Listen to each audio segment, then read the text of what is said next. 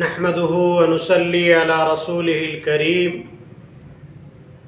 أما بعد فأعوذ بالله من الشيطان الرجيم بسم الله الرحمن الرحيم إن الذين يشترون بعهد الله وأيمانهم ثمنا قليلا أولئك لا خلاق لهم في الآخرة ولا يكلمهم الله ولا ينظر إليهم يوم القيامة ولا يزكيهم ولهم عذاب أليم صدق اللہ العظیم۔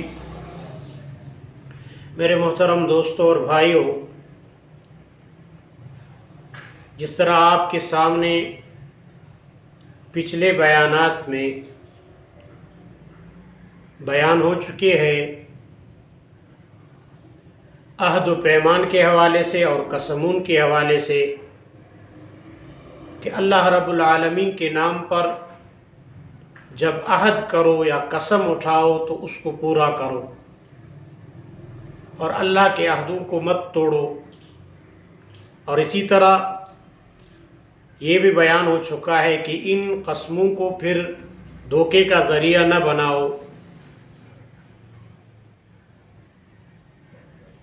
اور اسی طرح اللہ رب العالمین فرماتے ہیں کہ اللہ کے عہد کو اور اپنے قسموں کو دنیاوی مفاد کے لیے مت بیچا کرو۔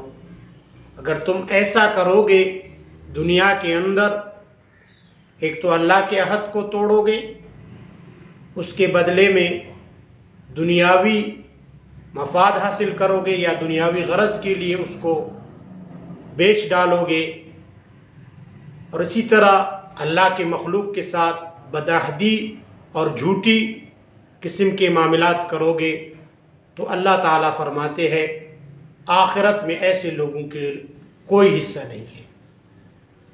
آخرت میں کے حصوں سے یہ محروم ہوں گے۔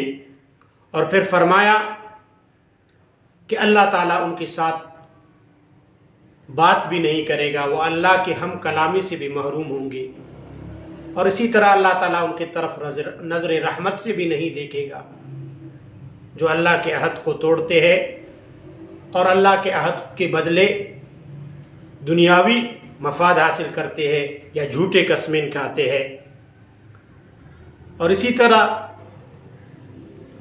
قیامت کے دن اللہ تعالیٰ ان کو ان کے گناہوں سے بھی پاک نہیں کرے گا، ان کے لیے عذاب ہے دردناک۔ اللہ تعالیٰ فرماتے ہیں ان الذین یشترون بعہد اللہ، بے شک جو لوگ اللہ تعالیٰ کے عہد و ایمانہم ثمنا قلیلا اور اپنے قسموں کو تھوڑی قیمت کے عوض بیچ بیچتے ہیں، اولئک لا خلاق لہم، یہی وہ لوگ ہیں جن کے لیے آخرت میں کوئی حصہ نہیں۔ اولئک لا خلاق لہم فی الآخرۃ، یہی وہ لوگ ہیں جن کے لیے آخرت میں کوئی حصہ نہیں۔ ولا یکلمہم اللہ، اور اللہ تعالیٰ ان سے کلام نہیں کرے گا۔ ولا ینظر الیہم یوم القیامۃ، اور اللہ تعالیٰ ان کے طرف قیامت کے دن نہیں دیکھے گا، نظر رحمت سے نہیں دیکھے گا۔ ولا یزکیہم، اور ان کو پاک نہیں کرے گا گناہوں سے۔ ولہم عذاب علیم، اور ان کے لیے دردناک عذاب ہے۔ اللہ کے عہد سے مراد جو اہل کتاب سے یا ہر نبی کے امت سے اللہ نے آپ صلی اللہ علیہ وسلم پر ایمان لانے کا وعدہ لیا تھا، یا اسی طرح اللہ کے نبی کو ماننا اور جن چیزوں سے اللہ نے منع کیا ہے ان سے بچنا، اور جن کا حکم کیا ہے ان کو اختیار کرنا، یہ اللہ کے عہد ہے۔ اگر اس کو دنیاوی مفاد کے لیے جو توڑتے ہیں، یا اسی طرح جھوٹے قسمیں، روایات میں آتا ہے کہ ایک شخص بازار میں سامان لا کر فروخت کرتا تھا اور جھوٹے قسمیں کھاتا تھا، اور لوگوں کو دھوکے کے ذریعے سے وہ فروخت کرتا تھا، تو یہ آیات اترے۔ اور ایک دوسرے روایت میں ہے کہ ایک صحابی کی زمین پر یہودی نے قبضہ کیا تھا، ملکیت صحابی کی تھی، تو اس صحابی نے اس قضیہ کو آپ صلی اللہ علیہ وسلم کے دربار اقدس میں لے کر عرض کیا، یا رسول اللہ اس نے میرے زمین پر قبضہ کیا ہے۔ تو آپ صلی اللہ علیہ وسلم نے اس سے فرمایا کہ آپ اس کو کہو گواہ لائے۔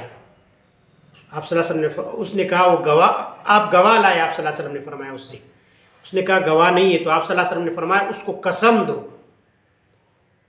اس نے کہا یا رسول اللہ وہ قسم کھا کہ میرا زمین اڑا کے لے جائے گا، تو اس وقت یہ آیت اتری۔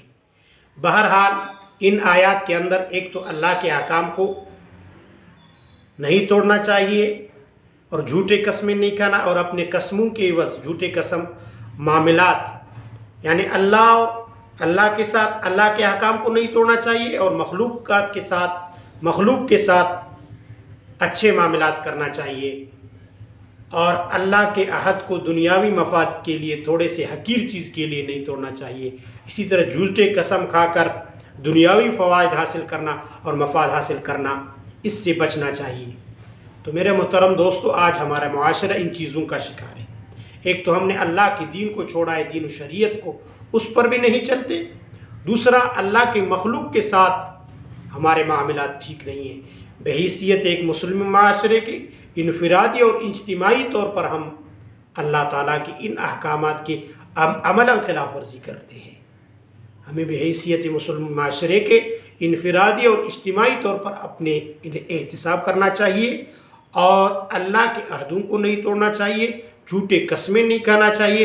آج کل ہر خرید فروخت کرنے والا جھوٹے قسمیں کھا کر اپنے سامان کو بیچتا ہے، تو ایسا نہیں کرنا چاہیے۔ یہ دنیا کے حقیر فوائد کے لیے اللہ کے احکامات کو پشت نہیں ڈالنا چاہیے، اور ایسے لوگوں کے لیے آخرت میں کوئی حصہ نہیں ہے، اور وہ آخرت کی نعمتوں سے محروم ہوں گے، اور اسی طرح اللہ تعالیٰ کے ہم کلامی سے بھی محروم ہوں گے، اور اللہ تعالیٰ ان کی طرف نظر شفقت سے نہیں دیکھے گا، اور اسی طرح ان کو پاک نہیں کرے گا گناہوں سے، اور ان کے لیے عذاب دردناک ہے۔ اللہ تعالیٰ ہمیں اپنے احکامات پر اور اپنے عہدوں کو پورا کرنے کی توفیق عطا فرمائے، اور جھوٹی قسموں سے ہمیں بچائے۔ وآخر دعوانا ان الحمدللہ۔